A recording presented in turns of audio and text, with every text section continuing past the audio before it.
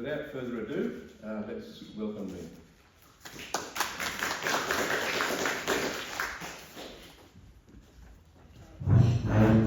So some of that information has moved on from that, so I'll just fill you in. So you know my name, you know I've lived in Kangaroo Valley for over 20 years now, and you know I originate from the UK, and you know I'm a registered nurse, so all that stuff he's just said is all absolutely true. I became a wildlife carer when I was travelling, when I was nursing in New South Wales in the Kangaroo Valley area, and as I was driving to clients to do their medications and things, often very early in the morning, as a nurse, you go out quite early, came across deceased animals that had been hit on the roads, and I would stop, pick them up, move them off the road, and find that there's often a joey in the pouch. So I would remove the joey, stick it down my front, so it was nice and warm, and I'd carry on to where I was going, and then when I finished treatment of that one, I would return the joey to a carer who lived in Kangaroo Valley, who is deceased now, but I used to bring them to her, and she used to say to me, you know, why don't you do this full time? Well, I can't, I'm working, but when I stopped my work, I immediately took on wombats. So that's how I got involved. I actually am licensed under Parks and Wildlife and the Wildlife Rescue South Coast. You have to be licensed to have any interactions with wildlife as is carer. And there's many courses that we do to further our education and learning.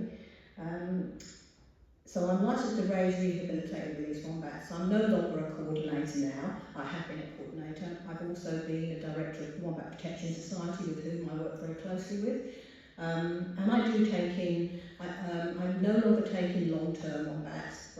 They are, as we say, we had many wombats, up to 23 through the fires we had in care. We had to expand our facilities because there's so many coming in. And as I say, each one is a commitment of 2 years. So, varying sizes, you can have from literally a pinky of 100 grams, 150 grams. This is my daughter, she's come to work, bits and pieces. So basically, you can 150 grams, you're talking about every 3 to 4 hours feeding, day and night, right up to when they release, which is at 25 kilos. And so if you've got varying sizes, then your whole day is taken up with cleaning, bottle feeding, because some are on 4 hours, some are on 6 hours, some are on 3 times a day. So there was a huge amount of, and all of those need housing, some inside, some outside, some inside and outside, and some outside permanently.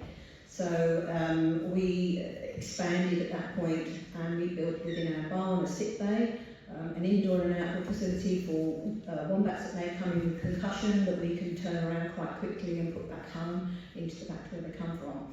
So, and we did start a GoFundMe. We don't have that anymore. We don't have them in care anymore. So I don't have that facility. I'm actually some of the donations I had from companies I've passed on to a colleague of mine who's still doing what I do, and she's in Robertson, so that she's being supported. So now I have what's called a mange hub. So I'm not out of the cycle of wombats. People bring them to me still if I'm passing, or if there's a wombat heap that's got a joey, I still take it in. I phone my colleague in Robertson, we work out how, I might keep it for a week, I might keep it for a month, and then a carer is found and I pass it on. So I'm sort of, if it's got something, injuries, I'm from the nursing background and my experience, I can help with that and then pass it on when it's up and running.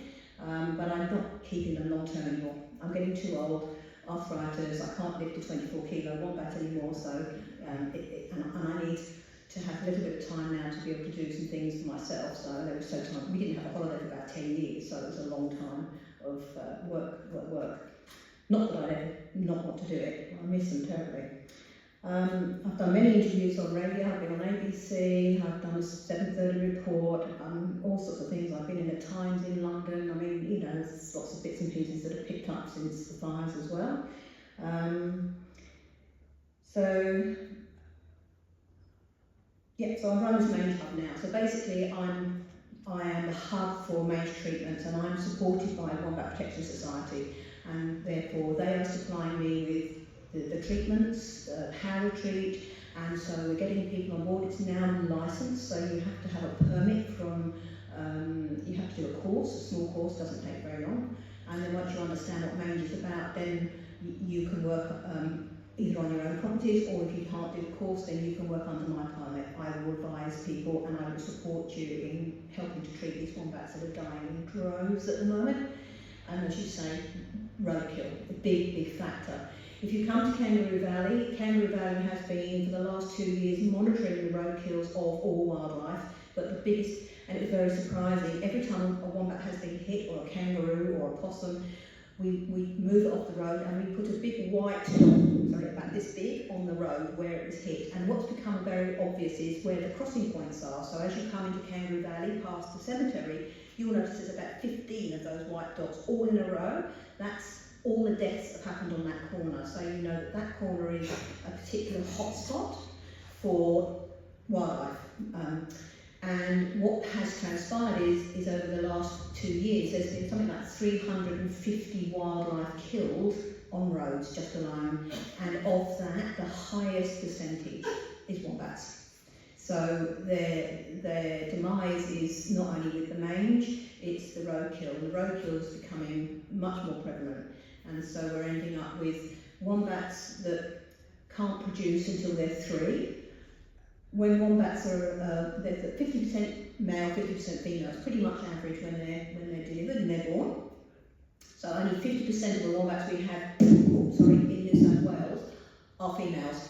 So they only start having babies until when they're 3, and usually they're dead by 8, not because they can't live longer, but because of traffic, because of mange, they don't survive. So you're talking about a very short span, because each joey takes 2 years to raise for mum. So she only probably has 3 joeys in her lifetime, and probably out of that 2 don't make it, or 1 doesn't make it because of, being hit, taken by fox, all sorts of other things.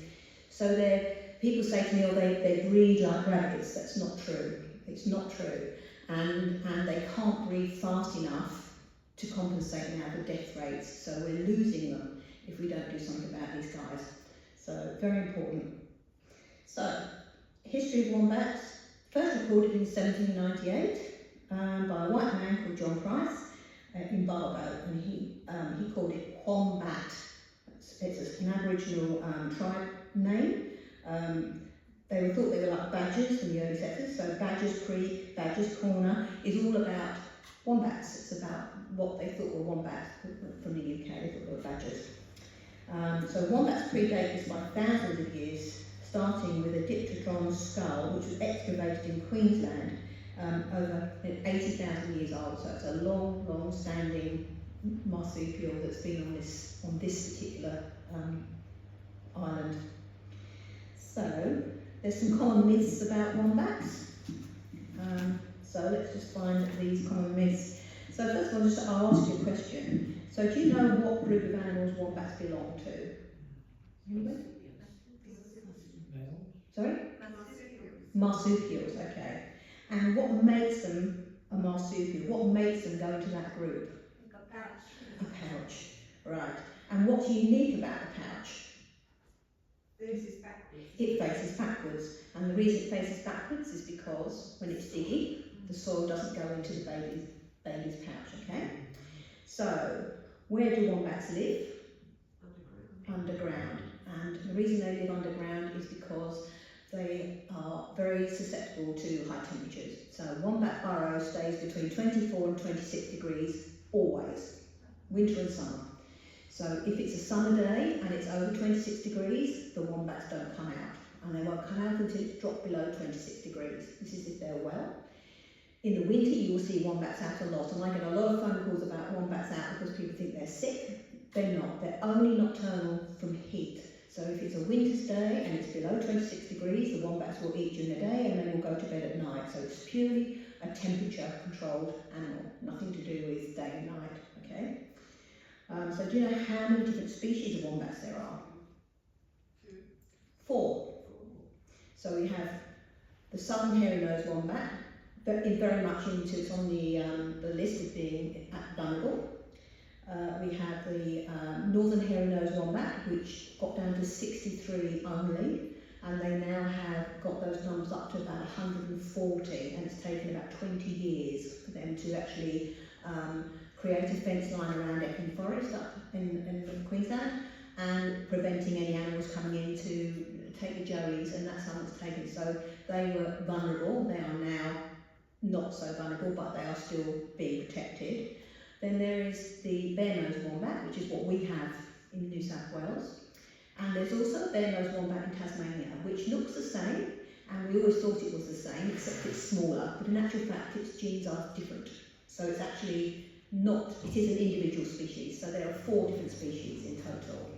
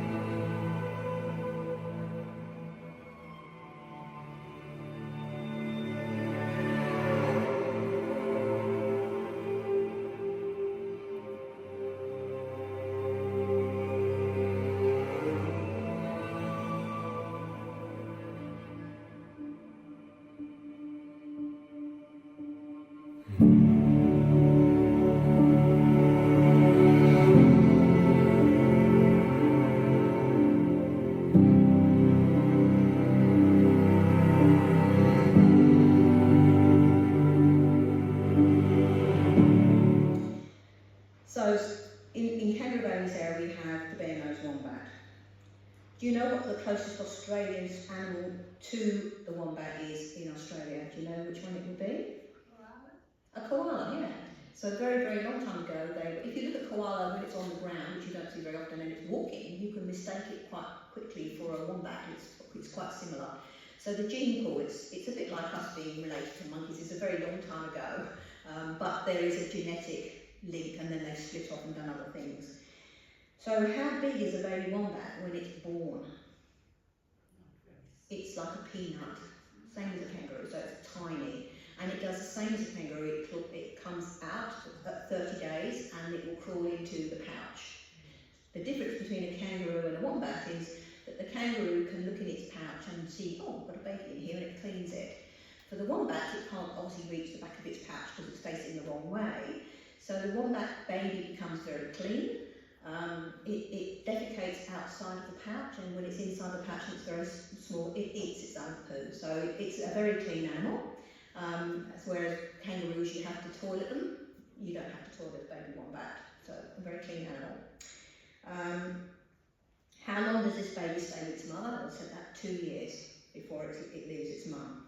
It's probably on its milk between up until about 10 to 12 kilos. It will still be taking milk from mum, and then it will gradually carry on eating the grass. And mum will show it around. So when you see mum and baby together, what mum is doing is, from her memory of the area, and she may cover an enormous area. She may have up to 5 to 20 kilometres of memory. They're very clever.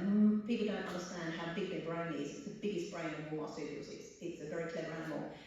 So it has these special points. So it might love your garden, it may love the dam, it's got what burrows in set places. But it will have up to 4 to 5 burrows over its area. So people who say they've got 100 wombats because they've got 100 burrows means they've probably got 20, because each one has 4 to 5 burrows. So they have a lot less than you think.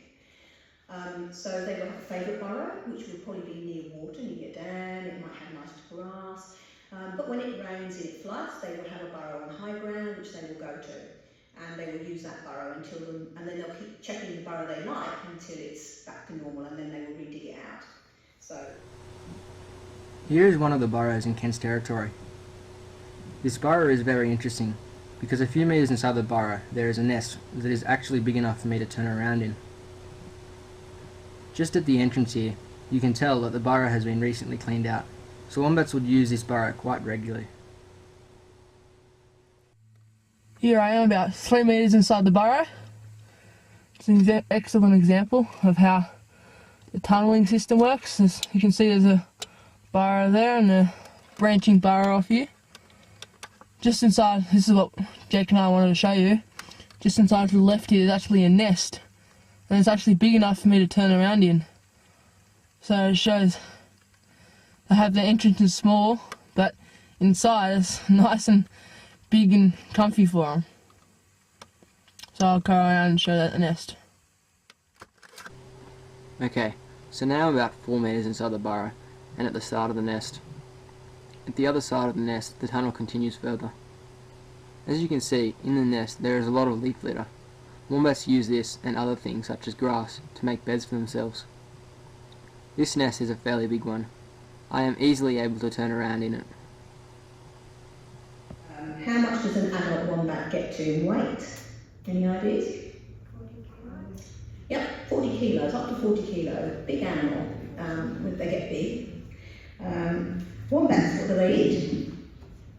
Grass, sedges.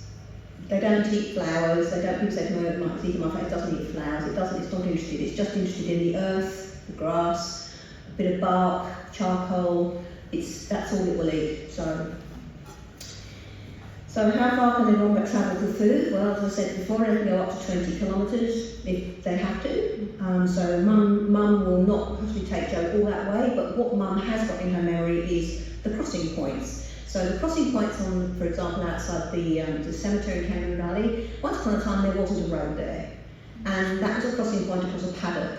And that doesn't make any difference to the wombat that there's a road there. As far as the wombat's concerned, mother to baby, it's taught where we cross. We cross from here to here because there's this in this paddock, and then we go from there to there.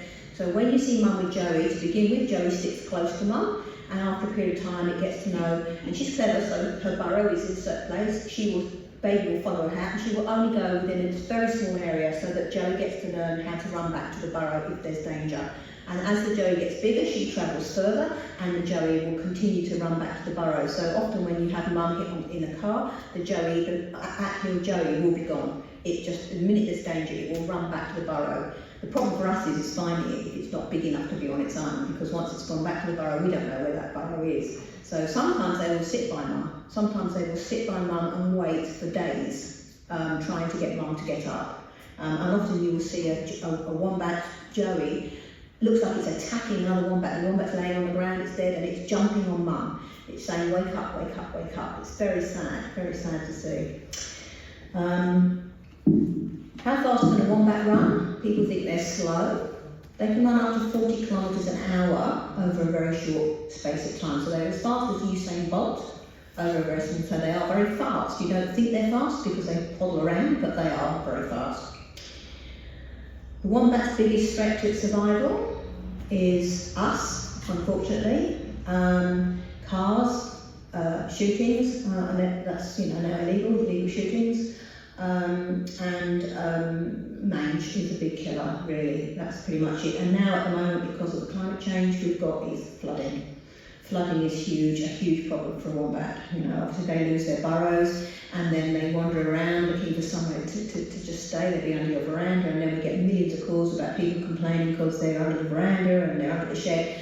Bear with them. They don't want to be under your shed. They don't want to be under your veranda. What they want is their burrow. But at the moment it's flooded, and they have to sleep. They sleep 80% of their time. So all they want to do is lay down and find somewhere that's dry, that they can sleep.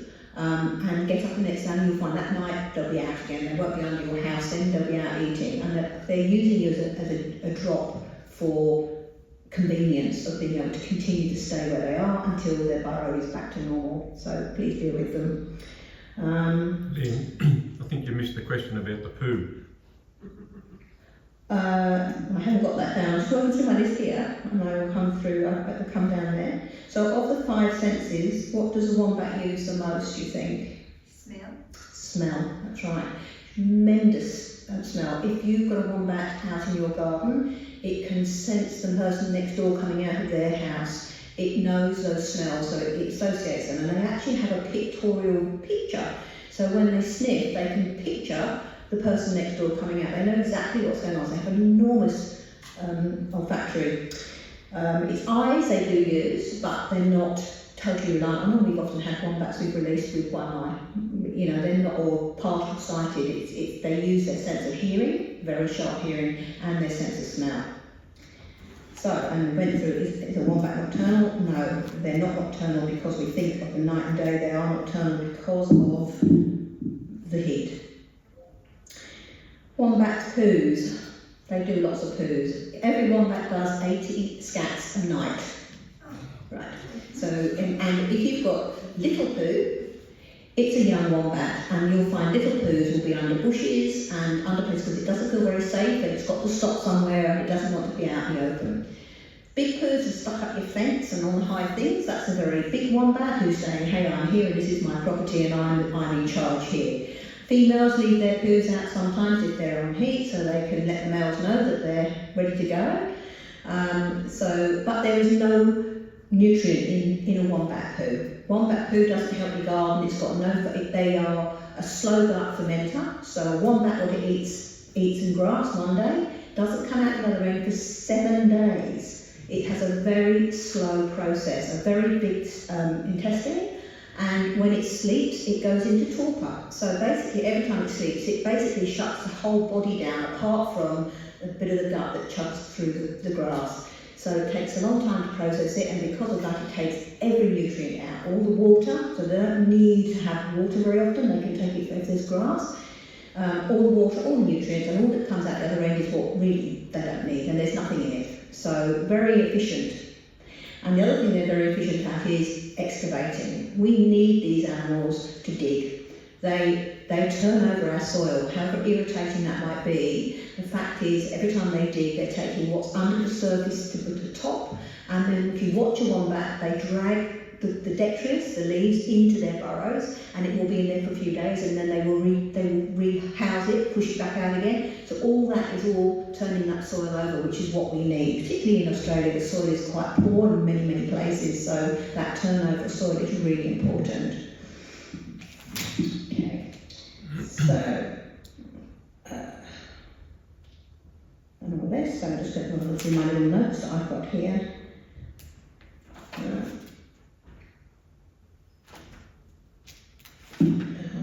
So, facts about digging. Going up to the common myths. Common myths. Which you've touched upon. So I've got to find that common myths. Sorry, I'm just It's up on the board. Oh, sorry.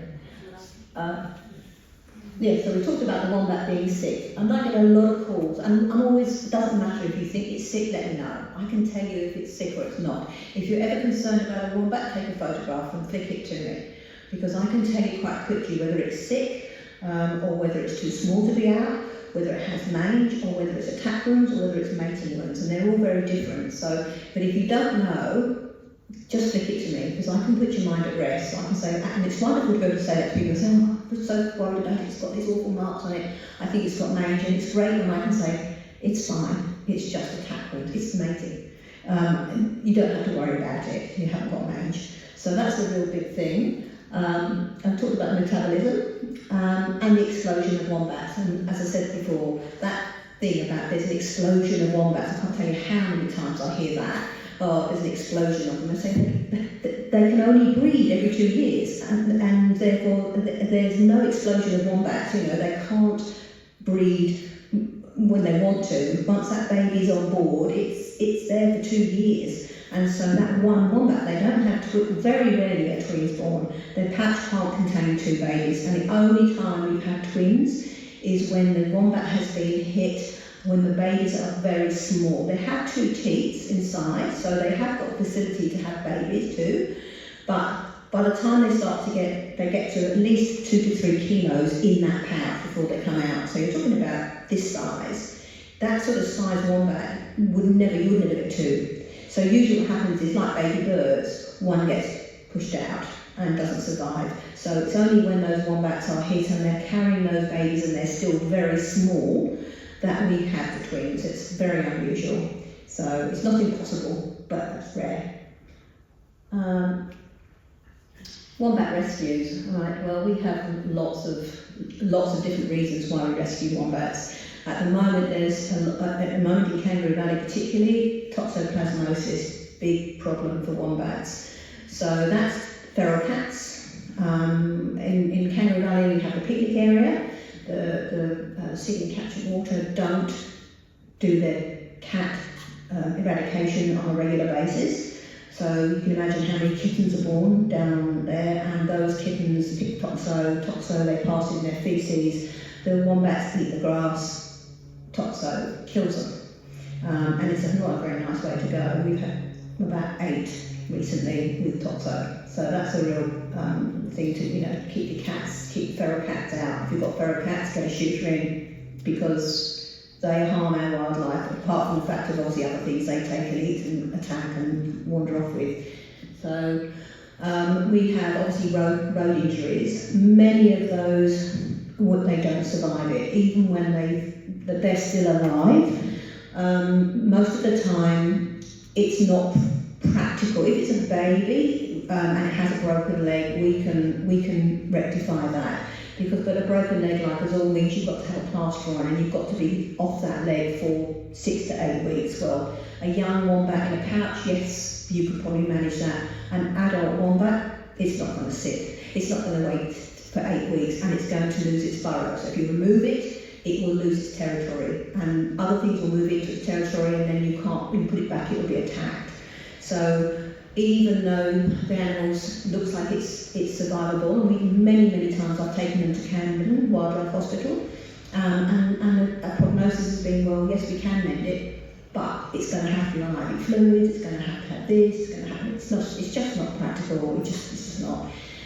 Concussion, probably in all the years I've been doing it, I've probably had 3 that have had concussion, that have turned around and we've been able to release back.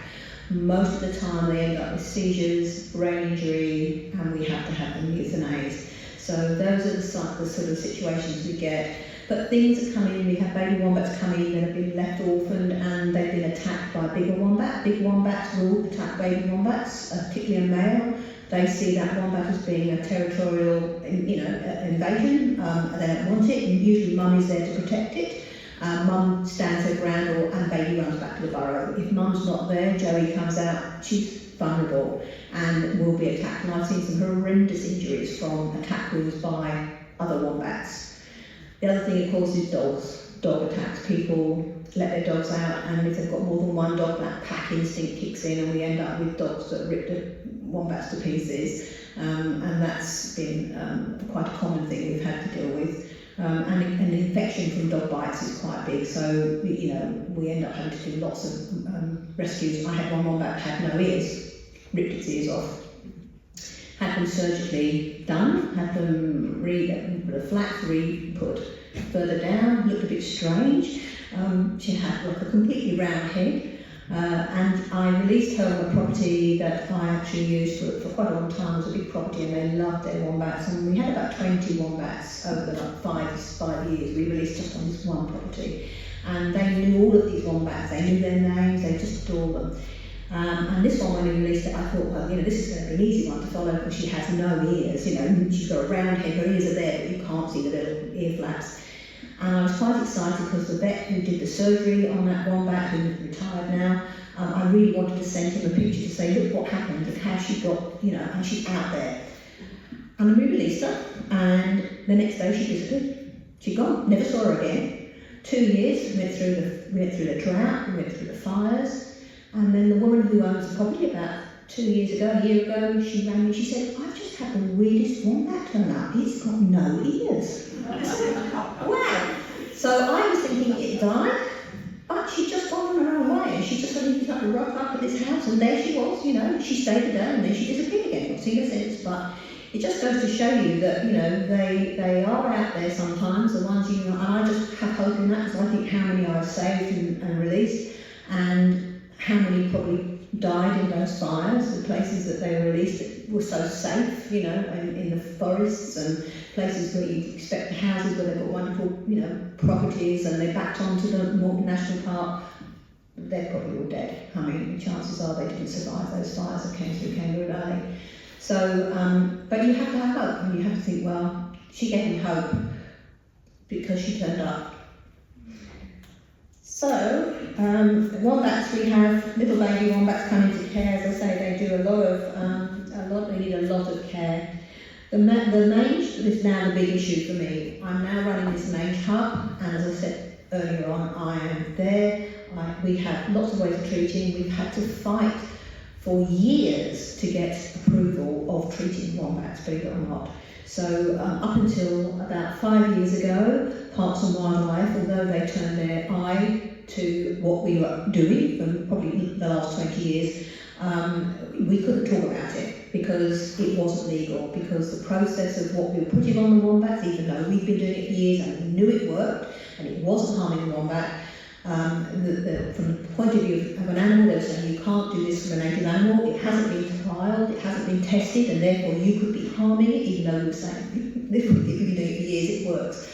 Now the Veterinary Association, we fought hard, the Wombat Protection Society, we have the Veterinary Association have approved, the manufacturer of the treatment has approved, and we have just had ratified papers done by a Sydney University that's gone through the whole process to prove that pouring on this stuff does not make them infertile, it doesn't kill them, it doesn't even go through the skin, it only is epidermal, it does not enter the blood, the actual organs. So that was a huge win-win for us, and it's made it so that we can give treatments out to people and you can use that treatment. So once upon a time we were limited because of the permits, and they were cautious, we were limited to putting 8 mils, infinitesimal, on the back of the wombat, and that would take up to 3 months or more because you had to do it weekly to get it to turn around. Well, in that time the wombats either died, disappeared if it's in the wild, you're never going to catch it, you don't recognise it, they look the same. So we upped it. And it all started to creep up 10 mils, 12 mils, and there were carers that were saying, well, you know what, I put 20 mils on it, and it's fine, you know.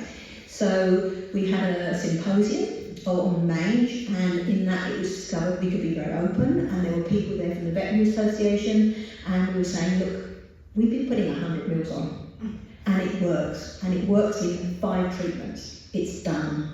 And they were like, wow.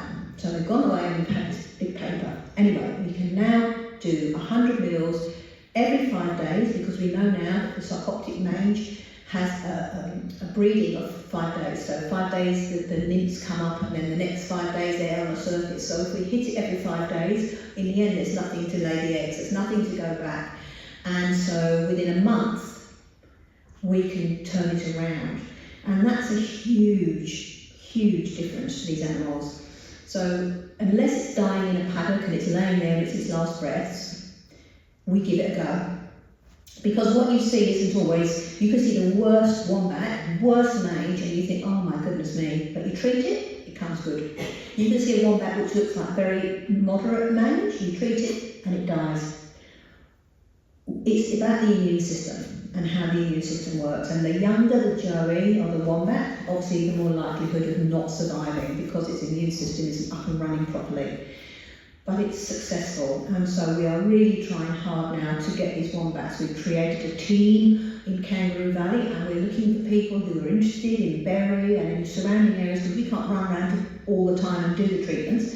But if people have got a wombat on their property, or they drive past a wombat, and just had a lady who drives down from Barangay Mountain, and she's spotted this wombat every time she comes back from work, and she's rung it in, and she said, you know, it's always there. So we said, do you want to treat it on the way back? Yes, I stopped it. She's got 2 treatments on so far. And now someone else who's coming down that mountain is sharing that, so they're doing them between them. It's not hard. Sometimes you only get 4 treatments on, and by that time it's thinking, yeah, I feel great now, I don't want to stay out here anymore, I'm going to go back to my burrow which is further away, and that's a real shame. But sometimes with 100 mils, 4 treatments, you can think, it may well be okay on 4 treatments. If you're doing the 5, just kind of make sure it's really on that wombat. What you'll see when a wombat's being treated is quite horrific. So to begin with, you see those awful plaques, it looks terrible, its eyes are all crusted. When you start to treat it, within the first treatment you give it, doesn't make any difference, you don't think it does. But what's happening is that wombat hasn't slept for months. So if you could imagine having the worst chicken pox and how much it itches, you can't sleep. I mean, I had chicken pox when my kids were small, and my God, they were running around in the garden, they were fine, and I thought I was going to die. I tell you, it was just awful. Couldn't sleep, couldn't get rid of the itching. So that one treatment stops the itching. So immediately what happens is the second treatment, the wombat goes to bed and thinks, thank God, and it sleeps for days, and sometimes that second or third treatment is late because the wombat's having a good sleep. He could sleep for days. So once he starts to feel that he's got his sleep back, his immune system's bubbling back as well. So you're treating everything as it's going. He's having a rest, he feels better, like we all do, a good night's sleep, you feel great the next day, lots of energy. So what we can do is we can sometimes use the wombat when you're treating it, and what you do is you've got a long pole, and this pole we supply. But basically it's a pole that you use for painting your ceiling. It's a telescopic pole. So it goes to I think it's 2 or 3 metres in length, so you don't have to go right up and pour it on the animal now. You can stand back and creep up, and you have a bit of a sleuth, you have to creep up. You have 100 mils in a little dish at the end of it, and you creep up and you just basically open the pole, and it looks round, very suspicious they are, and it's like what's going on, and you just stand absolutely still, and it thinks, okay, carry on eating. Every time it carries on eating, a little bit more, until that pole reaches just above its neck here. I always pour from the top of its bottom, not the bit that comes down, but the top of its backbone, along the top of the ridge, very slowly, if you can pour it very slowly until you get to its neck, and then reverse back down again. The reason I start from the bum and go back upwards, over years I've realised if you put it on the back of the neck, it tickles. So they go, hooah, like this, and they shake, and half of it goes all over the place. So out of that 100 mils, they're probably only getting 70 in truth, because a lot of it is run off. But if you put it slow, it has more time to trickle through the skin. Often after that one, sometimes they run. They think, oh, I don't know what's going on here, and they rush off. If you can follow them, and they run, and they stop, and they look, and you keep following them, they'll run into a burrow. Now, sometimes it's not their burrow, so if they run into a burrow and it's somebody else's burrow, they won't stand there long, they're in and out, because obviously there's something in there. But if it goes in there and it's there for quite a while, the chances are that's where its burrow is, because they'll run to where they're safe.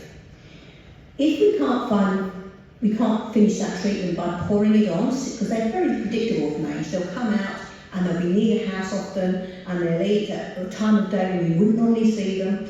So usually you can think, okay, 4 o'clock, it's be out. You go down and sit in the paddock, and sure enough, between 4 and 5 o'clock, it turns up. You can treat it. But towards those end ones, it's feeling better, so it's harder. Sometimes they're really accommodating and they do turn up, but often they disappear. If you know where the burrow is, we put what's called a burrow flap up, and we can like a little door flap. It's clear. These are all being made up for us. So the wombat, when he comes out, he can see through his to come out, and there's a flap, and in that flap we put the medicine. So it's a bit like a doggy door. As he comes out, he has to go under it, and as he goes under it, it tips the potion onto its back, and it self-treats. So if you have one that's difficult, if we know, or even it's not difficult, if you know where its burrow is, it's got mange, we can put the flap up straight away. And that means that you don't have to run around doing anything. He just basically just go and put the ointment in every 5 days. He comes out, treats himself, you flick the flap up, and 5 days later you drop it down and put another treatment in. Job done. So we're trying to get to people on board. So if you're up for that, or you've got something on your property, by all means, just always contact us, and we will have someone. We'll try and get someone to come out. And if you're up for treating it, it's not hard. It's a bit of a game, but you don't have to get close. So that's what we're up to at the moment, is this mange hub. And so far it's been really successful in getting people on board. Lots of people are really up for helping. So if you're interested, then let me know. Yeah. So I don't know if you've got any questions or anything you want to ask me about anything that I've talked about. Can the mange exist in the burrow without the... Yes, mange lives for up to 3 weeks. So the mange mite, when the wombat dies, then the mange mite is now looking for a new host. All while the wombat's alive, it's not interested in the dog, it's not interested in the cat, it's not even interested in you particularly, it's got a host. But when the wombat dies, and often they get sick and they die in their burrow, they go into the burrow, that burrow is then infested for 3 weeks. So if another wombat goes in to look around that burrow, he will get mange. So mange is becoming a problem because of lots of things. One is because we're taking their territories away, so we're building everywhere. If you keep building, then they've got nowhere to live. So instead of, like on my property, we had probably about 20 burrows, and they used to be, one would be over there, one would be over here, and that would be it. Now they are literally two next to each other. If you've got two wombats, they're solitary animals, coming out at the same time, they will fight because it's territory and it's too close. So we all have our personal space. Wombats don't like too close as personal space. They've got a big, so you'll see on paddocks sometimes. There'll be three out, but they'll all be doing this somewhere. They don't actually meet as such unless it's mating time. So the fact of having their burrows having to be moved close together means there's more fighting. More fighting means there's more contact. And if one's got mange and it's fighting with another one, then the other one will get mange. So you've got an issue about habitat and close proximity to each other, as well as now territory fights, because now they don't have such a big territory and therefore they are meeting each other and there's more fighting going on because of that. So it's a real, and of course then we have the fox issue. Foxes will carry mange, they go in and out of burrows. Looking for the joeys, and just basically they sometimes sleep in those burrows. If these empty ones they don't use very often, and then once the wombat goes back and has to use that because it's flooded or whatever, it's gone to that burrow, if the fox has been in there, there'll be mange mites and they can catch them from the foxes. So fox eradication is another thing that we need to get on top of. If you've got foxes on your property, then you are risking having mange on your property for everything, So so those are the reasons why it's becoming very prolific, and unfortunately it's one of those things that is between two wombats together, they mate. If one's got mange and they've mated, that again will give to the other one. Do you tag them before releasing them? No, we can't. Many years ago they tried to, but because they're an underground animal and they dig and they run through the bush, the only place, unless you can actually do like you with a dog, where you put actually under their skin, you can't. They tried tagging them with like cow tags you have in the ears, that sort of thing, but they ripped out. So what you were doing was damaging the ears. They just pulled out and they got stuck on branches. They would have injuries from those that would get infected. So they found it was very difficult to locate them. I mean, I'd love to, and it's very expensive. I mean, to be able to put a disc under their neck, and then you've got to have the equipment to be able to find them is way above what we have finances to do. I mean, it would have been lovely to have known where my guys were, but you just have to trust that where you're releasing them. We spend a lot of time talking to people. I have lots of people say, can you release a couple of wombats on my property? And we have a look at the property. It's a great property, but there's a main road near it. Or it's a great property, but the man next door hates them. Or a great property, but the man next door's got 4 dogs. You have to really, it's really getting very hard to find good places that they're going to be cared for by their, what I call custodians. The custodian has to be involved and just keep an eye on them, just watch them if they see they're injured, give us a call, and also grass. Grass is a big problem now. We're having, when I first came to Kangaroo Valley, I was picking grass. I pick grass every day. Sometimes I pick 3 bags of grass. We're talking about grass bags, huge, to feed 20 odd wombats. Hand-picked, you have to hand-pick. And it has to be native grass. Now, native grass is becoming very difficult to find because most of the grass is planted is kaikiri grass. Kaikiri grass is toxic to wombats if it's long.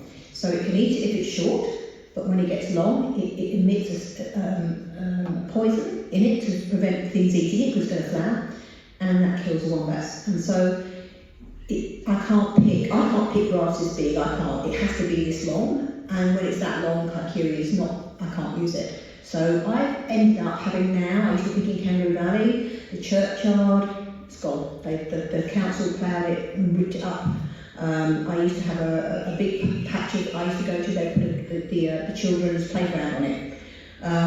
So now, I was driving up to the Highlands. So that's a 35-minute, 40-minute drive for me to go and pick grass daily for the wombats I was having care to be able to get enough grass to be able to feed them. So that's another whole situation where people buy the land. It might have native grass on it. They obviously have all the diggers to build the house. They pull up all the grass, and then we haven't got the lawn. So what do they put down? Kite. They don't plant natives. So you end up with another area that although the wombat can now go in and eat, there isn't anything for it to eat. So that's another issue. If you've got a little bit of native grass that's grown, leave it. You know, your wombats will love it, because it's very hard to find. Would a sonic animal repeller work on cars, do you think, for... Well, I think that's going to have to be considered because of electric cars. I mean, obviously cars are an issue for any native animal, and I think sonic, to a certain extent, certain noises may make them stop and think. I think that there's a new thing come out, I can't remember who it is now, is it Saab or a foreign car has made... VW, I think. Yes, the VWs, they've got on their badge at the front, they've actually got an infrared, and it tells you what's in front of you, infrared. And apparently they're going to market it for anybody who wants to put one on their car, but at the moment it's just on that make of car. But that's kind of where we're going to have to go if we're going to, these guys are going to survive, because they just have no road sense. I've got an old Wombat, he must be 20, he lives on my property, I call him old boy. He's been on, as I say, in and out of my property, he comes every day, I feed him. And he's had an injured foot, and we've had to deal with that whilst he's in the wild. So when he turns up to feed, I've been irrigating it quietly while he's feeding, because he's quite happy eating, and spraying it with some betadine and putting some cetogene on and all this stuff. And it's all come good, but he limps. He's got a limp now. So he's an old boy, he comes in and he limps. He doesn't hang around with the other guys at night when they come out, because he's very vulnerable. So he comes every morning. So every morning I put a bowl of pellets out for him, and he comes up and he has a nibble. And if I've got a spit of grass growing in the garden, I go and pick it, and I put it, he just loves it. But he crosses the road. I mean, I just went to me, every time I go out, I go past where I know his burrow is. I can't stop him, I can't make him have his burrow anywhere else. And he crosses the road, and I know that at some point he's not going to be there, because he's slow. He's really slow. A friend of mine the other day was coming up, she said, old boy was in the road. She said, I stopped the car, she said, jumped out, she said, I'm actually on his bum. She said, I'm pushing him. Get out the road, get out the road. He was like, oh, what are you doing? He just takes his time. And that's really kind of, but he's a bit of an icon for me, and I've had quite a few of my property that have been icons, and unfortunately we have lost a few with the roadworks that's been going on Kangaroo Mountain. The trucks have been going into Kangaroo Valley at night, they go over the speed limit, and they have come down our road. We live in Vendita Road by the picnic ground. There's a place where they dump the soil and dump the pickup. And we hear the noise as they're doing that. We've lost about 4 wombats where they've been crushed or hit by these trucks. And it doesn't matter what you say, these trucks just keep coming. And we've lost quite a few of our wombats that we've released on our property who have been hit by these. The sad part is people don't stop. And I just wish if you do see an animal that's in distress, I mean, just to give you a laugh, it's not really a laugh, but I came home the other day, been out shopping, nice top, had a nice day out, full of shopping in the back of the car, coming down Canberra Mountain, and there's a guy coming up and he's flashing, and I'm thinking, what's he flashing for? Is he a police car down there, or something's going on? Turn the corner, big bend, and there's one, they've got a swamp wallaby, and it's been hit by a car, and it's in the middle of the road. And it's on my side, it's the peach tree coming up. The car in front of me swerved around it, and I was like, oh, and there's always people right up your back. And I slowed down, just put my lights on, and I thought I've got to jump out. Hopefully I can just pick it up and I can put it into on the back of my car. I haven't got it in the boot, but I'll have to chuck it on the back seat, because if it's injured, and at least then it's off the road. Well, of course, when I got out, it was a lot bigger than I anticipated. And it wasn't really dying, well, it was dying, I didn't know that, but I didn't know how injured it was. But when I went to pick it up by the tail, because that's the only way you can pick up a kangaroo, make sure the feet aren't facing you, it started to thrash, and it was heavy. And I've got my arthritis line. And you know what? Not anybody got out behind to help me. Not a single person in the cars behind me watched me stagger. I had blood all over me to try and get it across the road where there was a little lay-by, and I laid it there, and I was thinking, I can't get you in my car, you're too big, I can't carry you, and you're too lively. I had to then get home. My husband had just arrived, and we jumped back in the car with a big sack, drove all the way back towards the top of the mountain, and it had passed away. But nobody stops. You know, it's like it's too difficult. I mean, it's not hard usually to pull an animal off the road, particularly if it's already deceased, but to leave it there. If that had had Joey in its pouch, it was a male, that Joey would then be hit as well, and that happens quite a lot. Or we find often that wombats, particularly in the winter, if they get hit by a car in the night, that the animal's pulled off the road, there's a Joey in its pouch. Well, mum's gone cold, and by the time we get to see it in the morning, the Joey that's perfect is dead. It's cold. It's died of the cold. So what can you do if you find a Joey? If you find a Joey in the pouch, well, the first thing I would do is turn mum over so her tummy's on the ground, because her body will protect that baby until someone gets there. I think the most common thing I have is people think, they turn it over and go, oh my goodness, it's got a baby in there. And then they can't stop, or so they ring, and then they go off. Now that baby now is vulnerable. What happens then is the crows come down. And I've had one where I went literally, it was within not even 5-10 minutes before I got there, had already pecked one of its eyes out.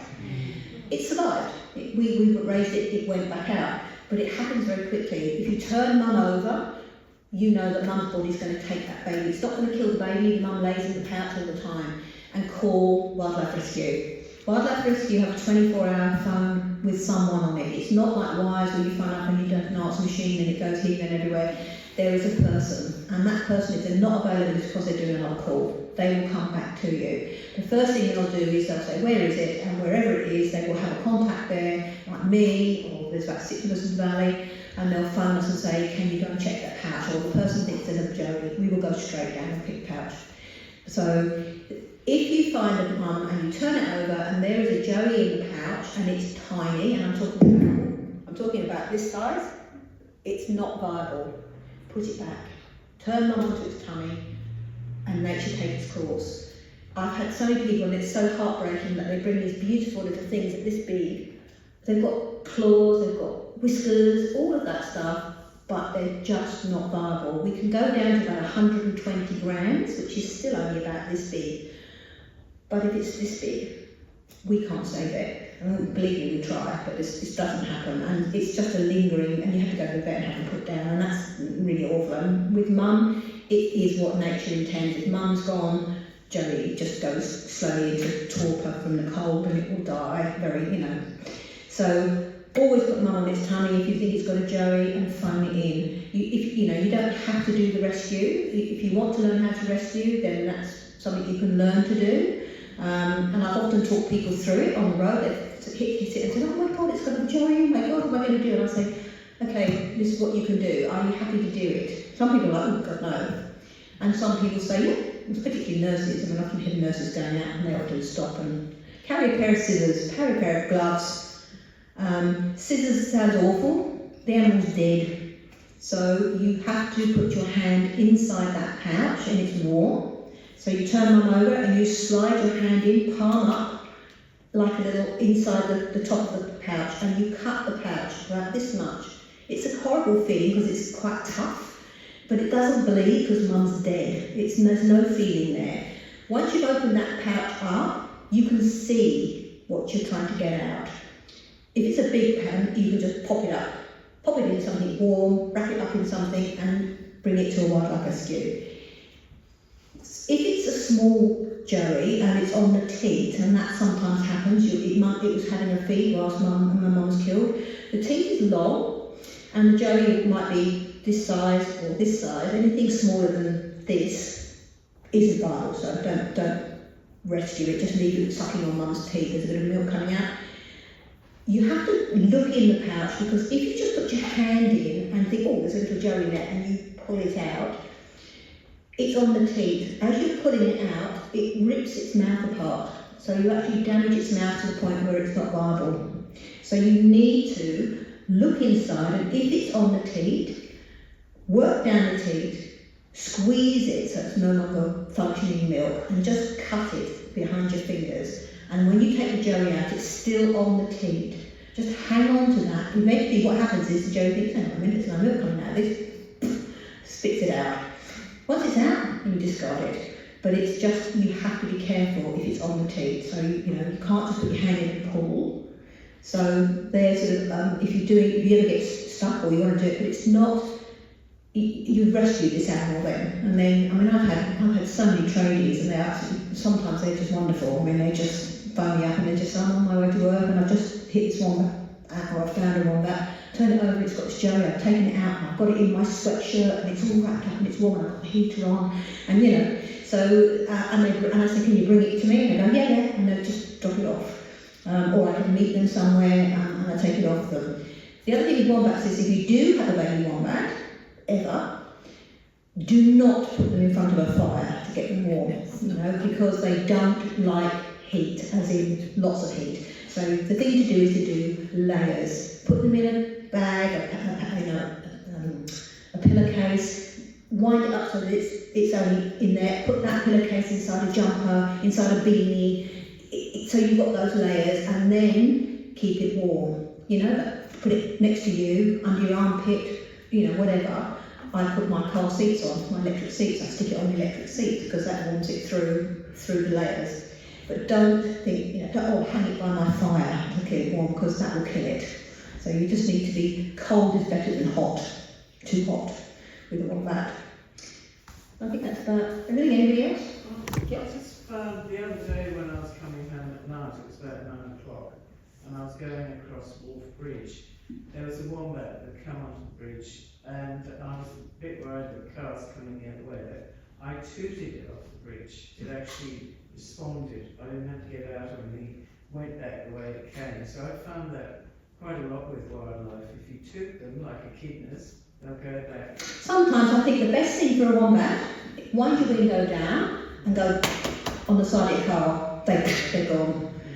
Tooting, I think, doesn't always have that effect. I mean, like my old boy sits and thinks, oh, right. But if you stop and wind your window down and bang on the side of your car, that noise is not something they're used to, and they will just usually shoot off.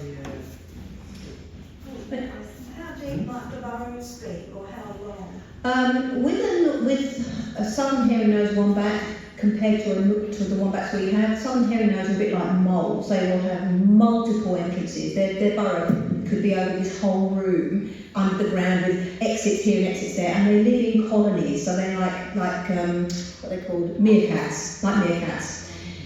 The bare-nosed wombat is a solitary animal apart from when it's got a joey. It has one burrow, and the entrance is the same as the exit. There is no exit. So basically what you see going in is what's going to come out. They protect their burrow by they go down, and at the bottom of the burrow there's a chamber that's excavated out, and they lay in that chamber. They turn around usually, so they're facing what would be going out.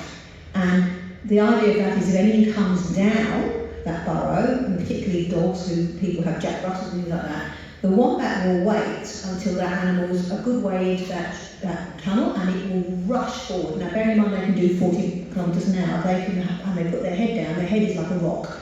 They just knock it and they break the neck, because the dog can't reverse out that fast. The animal that's coming down can't get back, it can't turn around, it's got to come forwards and it can't go backwards. So they do protect their burrows. As for lengths of burrows, well, they can vary depending on what it's used for. I mean, they have things called scrapes, and often the calls I get are from people who say, I had one the other day, oh, it's under my retaining wall in my flower bed, and I'm really concerned about it. And I said, well, before you do anything about it, can you go and get a stick and just poke a stick down it and see how deep it is? And she came back, she said, oh, actually, it's not that deep. You know, the rakes, and it's not a burrow, it's a scrape. So basically, it's a wombat that comes along, you have them with them lunch, and you think, oh, I'm asleep, I can't be bothered to go back to my burrow. So they dig, and they have this little bowl or little hole that they just curl up in, have a snooze, and then it's like, oh, I feel better now, and they go off and have another bit, and then they eventually go back to their burrow. So sometimes they have a scrape, and often that develops when there's floods. They dig scrapes. But a burrow can go anything from, I mean, it's unusual. A burrow like on Berry Mountain, we know you come over to Kangaroo Valley on that main top strip on Berry Mountain, there's lots of burrows on the left-hand side that are huge. I mean, the entrances are huge. They have been handed down for generations, hundreds of years. And every time it's being generated, they dig it out and they develop it to what they want. Those burrows could be, 10 metres long. However, most of them aren't. Males are worse, they don't dig so much. Women the females do. The males are pretty lazy. They just go in, and if I've had males and females, and I've got my burrows and my pens, the girls go in and they faff about and they dig and everything else. The boys, it's just like, when the girls are gone, it's like, I'll do. And they just go in, and it's like, I can't be bothered doing anything else. It's saying, oh, that's fine, it's good for me. My burrows have been there for probably 15 years that I have in my pens, and they are now, they go down probably this deep, at least this deep, and I know that because I've had to dig them out when they get stuck. Sometimes they get stuck and it collapses in because they're young, they don't have mum with them, so, and then we monitor them on cameras, so we can think, hang on a minute, so-and-so's not come out, and you think that's unusual. And the times my husband and I have been in the middle of the night digging a hole, sometimes we've dug it and there is a seat saying, hey, what are you doing? You know, I'm just having a lay-in. But often it's trapped in there, so I know that they're very deep, they go down, they go along, they go down and then up a little bit, and that's so that when the rain comes and it's not heavy rain, it will just sit in that and it will take that risk and carry on being in the burrow. It might go flat and then it will go down. Some of my burrows have gone out of my pen is 5 metres long, and it's gone underneath. We've got a metre of steel underground, so if they dig, they can't get out. But believe me, they've gone under that, and they're out. They're somewhere in my bush somewhere, but it doesn't matter because they're so deep down. It's not going to affect anything, you know. They're not going to collapse anything. If it collapsed out in the paddock, they'll never use that burrow again. It's no use to them then because they've got no protection. They've got 2 entrances. They'll use it as a tunnel, but they won't use it to use anymore as a burrow. So I know that my guys are way out there somewhere. But yeah, so they can determine on how old that wombat is. Did it inherit the burrow? Because mum often leaves a burrow, so mum loves a Joey. She might say, okay, I brought you up in this burrow, you have this burrow, and I'm going to move to one of my other ones. Or maybe she just goes, you know, get out, and you know where all the other burrows are, I'll go and find myself. So it depends on the circumstances, but they can be deep, but often they're not that deep. They're certainly not as big as a southern hairy nose. Yeah. Okay. Thanks anyway.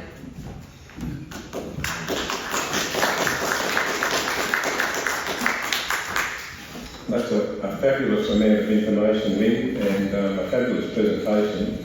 And we want to thank you very much for coming and sharing that with us today. I'm sure you'll be able to hang around for a few minutes because there'll be more questions. I've got questions about, people think I'm obsessed about poo, but I've got a couple of questions about that. But no, that's by the by.